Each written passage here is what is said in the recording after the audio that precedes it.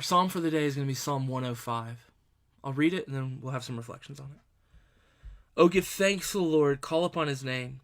Make known his deeds among the peoples. Sing to him, sing praises to him. Tell of all his wondrous works. Glory in his holy name. Let the hearts of those who seek the Lord rejoice. Seek the Lord in his strength, seek his presence continually. Remember the wondrous works that he has done, his miracles and the judgments he uttered. O offspring of Abraham his servant, children of Jacob his chosen ones. He is the Lord our God, his judgments are in all the earth. He remembers his covenant forever, the word that he commanded for 1,000 generations, the covenant that he made with Abraham, his sworn promise to Isaac, which he confirmed to Jacob as a statute, to Israel as an everlasting covenant, saying, to you I will give the land of Canaan as your portion for an inheritance.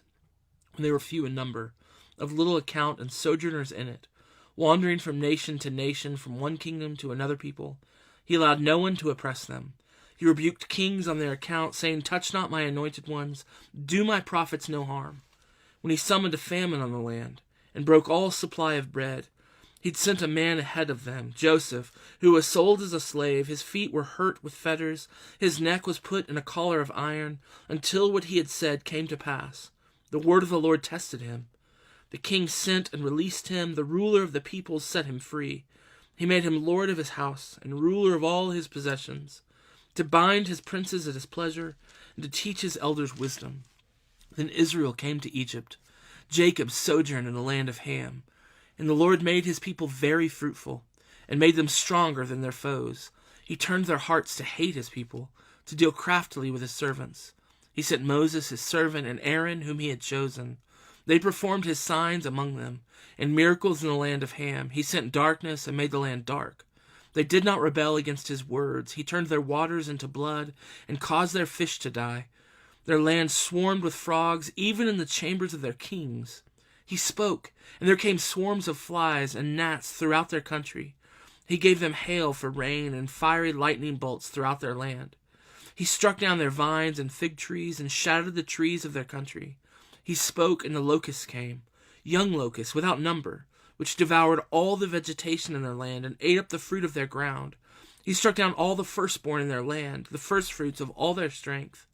Then he brought out Israel with silver and gold, and there was none among his tribes who stumbled. Egypt was glad when they departed, for dread of them had fallen upon it. He spread a cloud for a covering, and fire to give light by night. They asked, and he brought quail, and gave them bread from heaven in abundance. He opened the rock, and water gushed out. It flowed through the desert like a river, for he remembered his holy promise and Abraham his servant. So he brought his people out with joy, his chosen ones with singing. And he gave them the land of the nations, and they took possession of the fruit of the people's toil, that they might keep his statutes and observe his laws. Praise the Lord. There's a lot that could be said about this psalm, but I actually just want to draw your attention to two separate things, two things in this psalm, and not work all the way through verse by verse. The first thing I want to draw your attention to is really the first 6 verses of the psalm. The first 6 verses of the psalm outline for us a vision of the Christian life, a vision of the Christian community that really strikes at the heart of what we're to be about, who we're to be as God's people. Listen to the verbs and think about the kind of life that this describes, the kind of life together that this describes. He says, give thanks, call upon his name, make known his deeds, sing to him, tell of all his works, glory in his name. Let the hearts rejoice, seek the Lord, seek his presence, remember his great deeds. Throughout these first 6 verses, the Christian life is described in some not as the works that we do for God, not primarily in terms of our own righteousness or the goodness of God's people. Rather, it's that we, as the people of God, are meant to declare, to sing, to reflect to one another and to reflect the world around us the great things that God has done, the greatness of who God is, the glory of God, the beauty of God, the majesty of God, the holiness of God. We're to be a people who are marked by joy, who've received from God gift upon gift upon gift.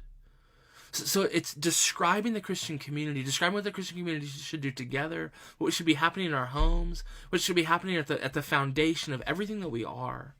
It's not first and foremost a list of things that we're to do, although these are verbs, but these are verbs of reception, of thanksgiving, of stopping to remember and to acknowledge and to tell one another, to remind one another in song, in joy, in thanksgiving, over and over and over again, all that God has done, the great things that God has done.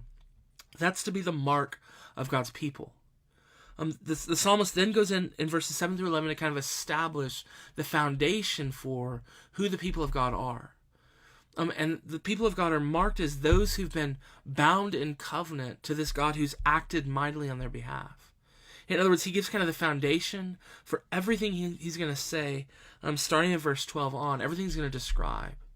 And what he begins to do in verse 12 is to outline for us, to actually demonstrate for us the things that he's commanded us to do in the first 6 verses. In other words, as he's told us, hey, remember these things, tell one of these things, sing about these things, declare the great deeds of God, the good deeds of God, give thanks for what he's done.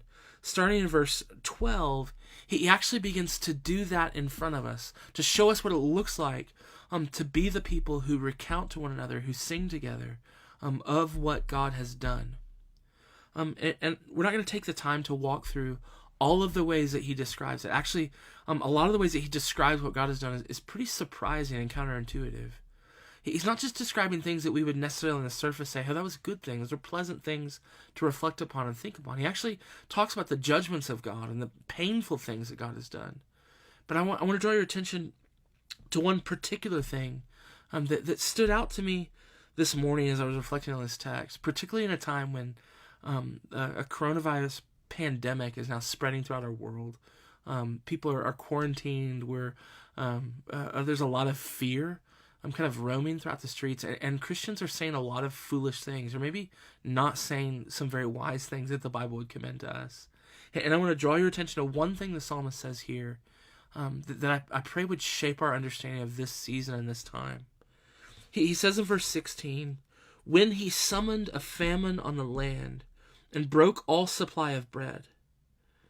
But what's fascinating about this is the verb that's used to describe the actions of God.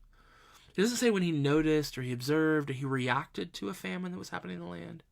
He actually describes the famine as something that God commanded to come, that God called to it, like it was far away, like you would, like a master would call a servant, like you would call a dog. God calls the famine to come to him, to be wielded by him, and the famine obeys him. In other words, the famine isn't just something that happened to occur in a world that's fallen. It's something that was summoned by God and is to be wielded by God for his purposes. And it's something the psalmist commends to us that we should celebrate, that we should actually should glory in the fact that God is the kind of God who can summon famines, who commands them to come and to go, and he does so according to his purposes. And so we're living in a time where there's a virus. And the Bible held out to us a vision of God that says God commands viruses. He summons them and he sends them and he wields them and he deploys them for his purposes.